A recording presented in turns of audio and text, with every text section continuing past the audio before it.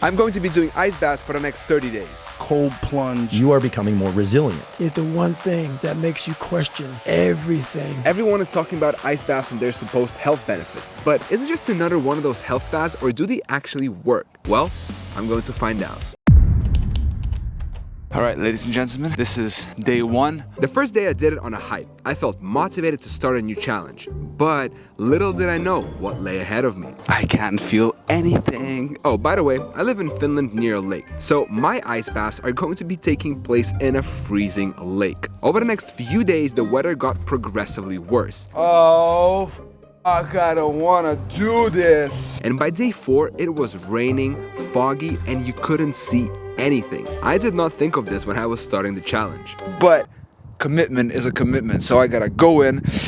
My feet are so cold, bite. On day 5, I was blessed with a calm day and blue sky. I took my usual route through the beautiful forest. Today's day number 5. It's a beautiful day. I know it's going to be cold, but I'm pretty relaxed. I didn't feel stressed before going into the water, and I even did a little swim. Overall, day 5 was amazing and felt really good. However, all good things must come to an end, and day 6 was not so smooth. Alright, today's day number 6, and the worst part about doing these ice baths is when the weather is cold and when it's windy. So right now the weather is absolutely horrible. It's super windy, but commitment is a commitment, so I gotta go in. My feet are so cold, bite. It was very windy and snowy. The pump was off, and so the swimming spot almost froze.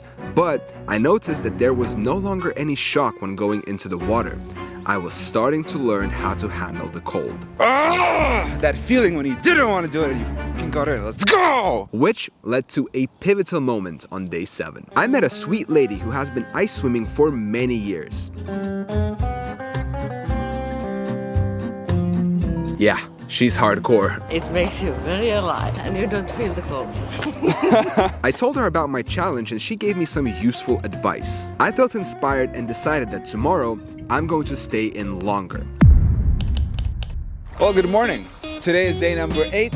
It's a beautiful misty day. Maybe I'll do a little circle. So on day 8, I did my personal best and swam for about 40 seconds. However, on day 10, I let the inner win over me.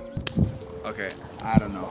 I think I'm just gonna go probably in and out. I went into the water but got out very fast. And I knew I could have stayed longer because when I was in the water, it didn't feel so bad. And it actually started to feel familiar at this point. It's more of a fucking mental battle, to be honest. When I'm in the water, by now I'm used to it, so it's not like I'm cold or anything. I was annoyed. I told myself that tomorrow, I'm going to increase the time to 1 minute. But not just that. I'm going to run and jump in that lake like it's my last jump ever. So on day 11, I woke up and I was determined to make it happen, but I didn't jump. Jumping into the freezing water was my biggest fear, and I was too big of a pussy to do it. I swam as usual, and I felt like I have a big internal monster to beat. Getting into freezing water each morning and winning the battle with the inner sets me up for a good day. But am I really winning the battle when I know I want to jump and instead I take the easy route of going in slowly and not dipping my head? Day 12 felt amazing. It was a calm, beautiful Wait, what the hell is that?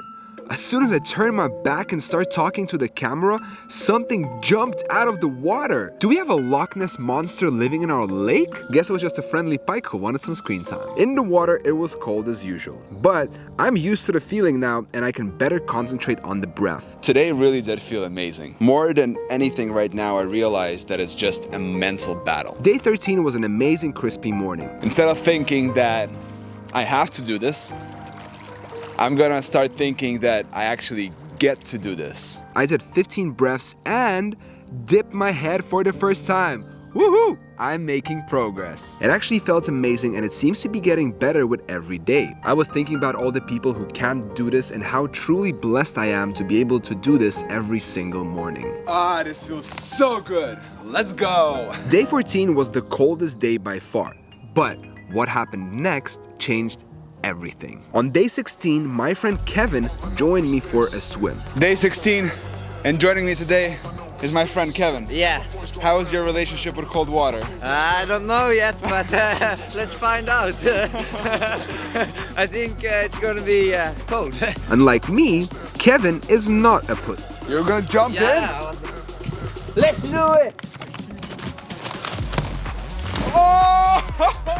and without any hesitation, he just sent it. This was my biggest fear, and I told him that If you're jumping, I'm jumping too! Woo! Whoa! Whoa! Let's go! words can't describe what an adrenaline rush it was. It's a lot more fun to do ice baths together with a friend. Cold water! Good morning, Kevin! Good morning! On day 17, my father joined me for a swim. Day 17, and joining me today is my father. Когда последний раз купался в холодной воде? Никогда, по-трезвому никогда. And it was the first day that I jumped head first. The expression on my dad's face tells it all. He went after me, and I think he didn't really enjoy it as much as I did. Every single day afterwards, I was sending it. I was loving it, and it gave me such an amazing feeling. On day 25, my friend Hessel joined me for his first ever ice swim. What do you say? It's cold. It doesn't look cold on the video, does it? Day 25, and today, we're gonna f***ing send it.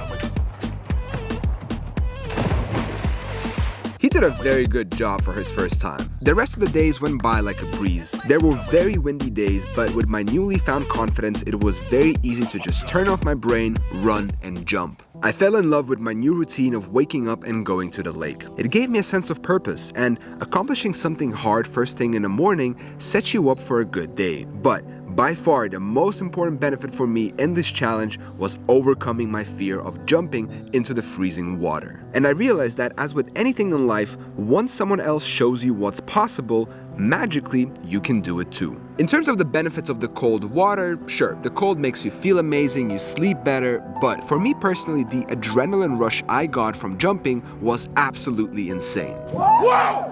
Let's f***ing go! Every day felt amazing. I got used to the cold and stayed for about a minute. It's fascinating to see how much can change in just 2 weeks. The hardest part is in the beginning. When you've done day 1, it's insanely cold and you realize that you have another 29 days left of freezing your ass off every morning. But it gets better and you get better. So if you're struggling with addiction, self-discipline, productivity, or you simply just want to feel better, then I would highly suggest you try committing to a 30-day ice bath challenge. I started off as a scared little boy who was afraid of the cold. Oh, I don't wanna do this. And then the cold turned me into a warrior who is no longer afraid of exposing himself to uncomfortable situations. Send it.